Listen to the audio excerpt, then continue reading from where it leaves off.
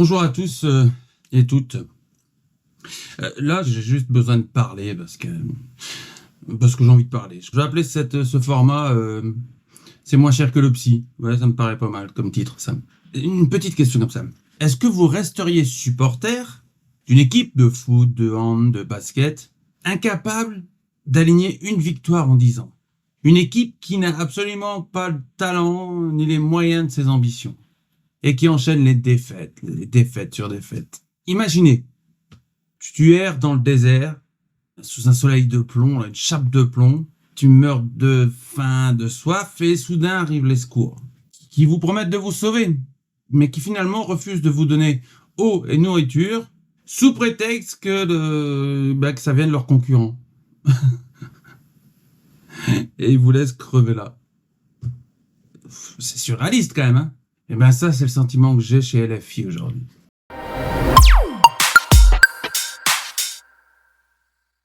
LFI, c'est un parti finalement mono-ambition. Un parti à l'ambition unique. Et qui, pour cette ambition, est prêt à tout. Trahir, bafouer ceux qui les suivent depuis des années et qui sont prêts à voter pour eux. Allant même jusqu'à leur demander de voter contre leurs propres convictions. Les transformant de fait en castors. C'est délirant, non? Alors, bon, en toute honnêteté, j'étais de ceux-là.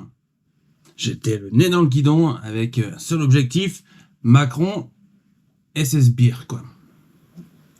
Je ne voyais pas la réalité, ou peut-être je refusais de la voir, tout simplement, mais faut reconnaître que la séquence post-législative, là, ça permet d'ouvrir les yeux. Si on nommait le fait que Macron se fout de tout, et que la Ve République lui permet de le faire, faut quand même reconnaître que les contre-pouvoirs et les oppositions, c'est fantoche, c'est du bidon. Tout ce qu'on voit là, ce sont des individualités réunies dans un hémicycle qui n'ont de cheville au corps, non pas la passion de la France, comme ils peuvent le dire, comme le maire a dit récemment, là, mais plutôt leurs objectifs de réussite. Toujours avec le but suprême d'atteindre ces fameuses présidentielles en 2027. C'est vraiment à se demander s'il faut continuer comme ça, c'est-à-dire est-ce qu'on a encore besoin d'un président? C'est pour que ça donne ça, concrètement. Donc pour en revenir à LFI, on va commencer par, vous savez, ce énième appel à faire barrage. Et pourquoi, dans l'hypothèse où il serait arrivé en tête, tandis que nous ne serions qu'en 3e position, nous retirerons notre candidature. Ça devient franchement fatigant et énervant, ces conneries. Ils nous gavent constamment avec leur histoire de fascisme et autres délires, alors qu'aujourd'hui, le RN, c'est du macronisme. C'est du macronisme pur. On est sur des clones. Donc quand LFI nous dit de faire barrage contre eux, c'est quand même se foutre de nous. C'est nous prendre pour de profonds abrutis. Alors ils ont toujours les beaux arguments, je veux dire, ouais, les belles paroles, ils ont des ténors, la dialectique là-dedans. Mais finalement, ils ne valent vraiment pas mieux que les autres. On pourrait se dire, soit ils sont complètement cons et stupides, mais ça m'étonnerait vraiment. Ou alors, ils savent très bien ce qu'ils font, et c'est clairement ce qu'il y a de plus probable. Après, il y a eu la fameuse prise de parole de Mélenchon après les législatives. Vous savez, cette parole conquérante, là. On se serait cru dans Braveheart, là. Sérieusement, je voyais Mel Gibson, là. Ouais, enfin. Mélenchon. Surtout après que le nouveau Front populaire, en dépit de tous les coups reçus, de toutes les diffamations, de toutes les insultes, ait conquis la place éminente que le peuple lui a donnée.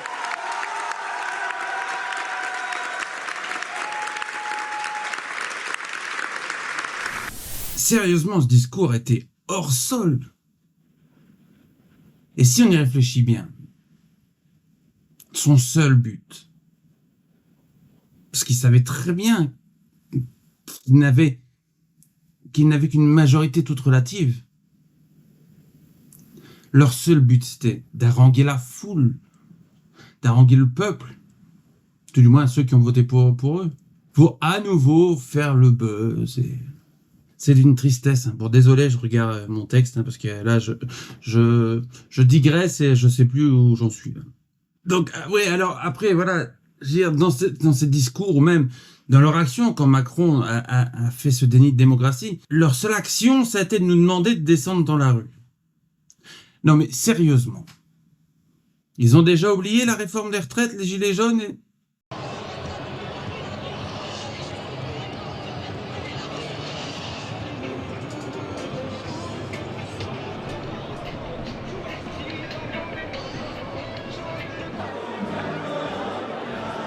CRS met tout en œuvre pour tenter de faire évacuer le monument.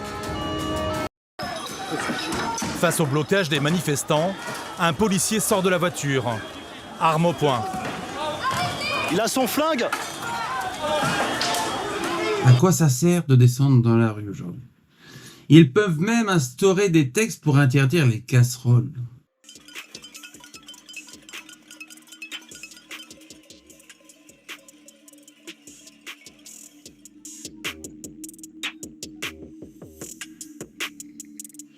Moi, je trouve que symboliquement, c'est très fort.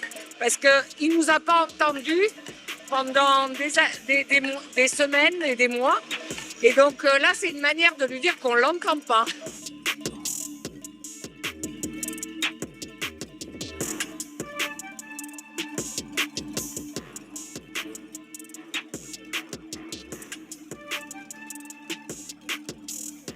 Alors, même s'il y avait 30 millions de Français dans la rue, vous pensez sérieusement que Macron s'émoustillerait? Il nous a prouvé qu'il s'en fout.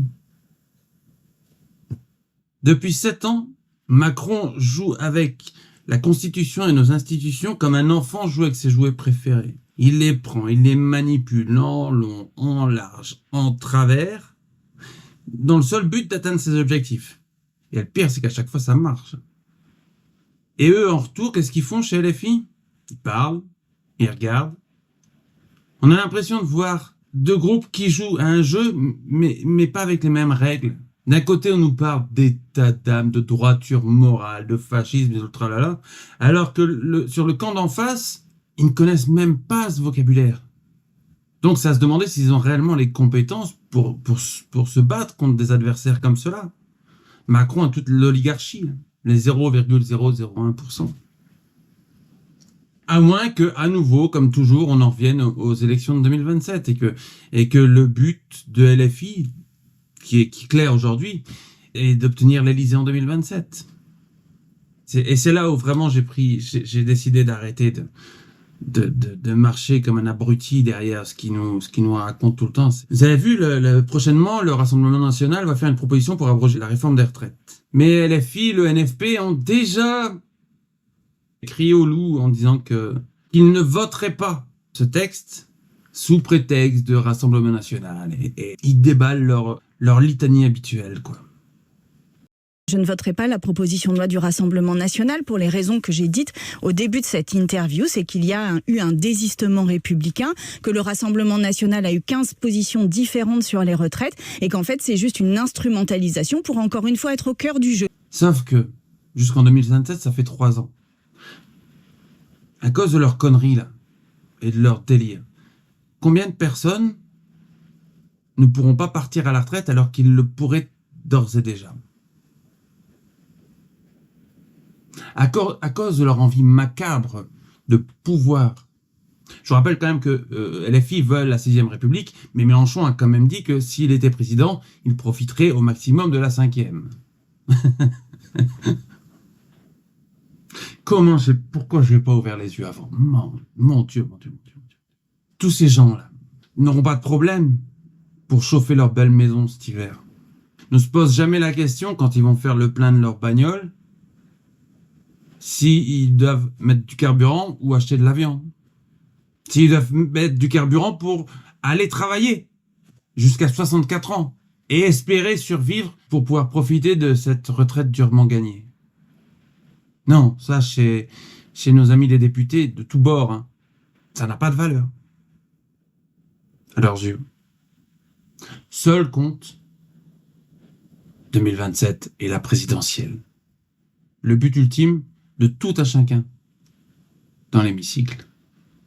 J'ai regardé des vidéos YouTube là, et certains pensent que la période est plutôt positive et serait même plutôt à l'euphorie, expliquant que par leurs actions, ils mettent carte sur table, enfin. Ils déballent leur jeu. Et on voit enfin ce qu'ils veulent et ce qu'ils sont. Soit, c'est vrai. Mais ça me rend pas plus euphorique que ça non plus. Faut pas déconner. Alors, qu'est-ce qui nous reste aujourd'hui? Le RIC? Peut-être. Mais alors, pour y arriver, ça va être bonbon. Non, vraiment, je vois pas. Pour moi, l'avenir est pas optimiste et pas réjouissant. Et honnêtement, j'espère vraiment me tromper. Alors, j'aimerais en parler avec vous en commentaire. N'hésitez pas. Hein.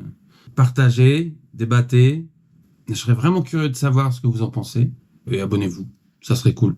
Donc, comme d'habitude, partagez, clochez. Et moi, je vous dis à la prochaine pour une nouvelle session de Ça coûte moins cher que le psy. Non, je sais pas si je vais appeler ça comme ça. Bien que ça me paraît rigolo. Allez. Tchuss.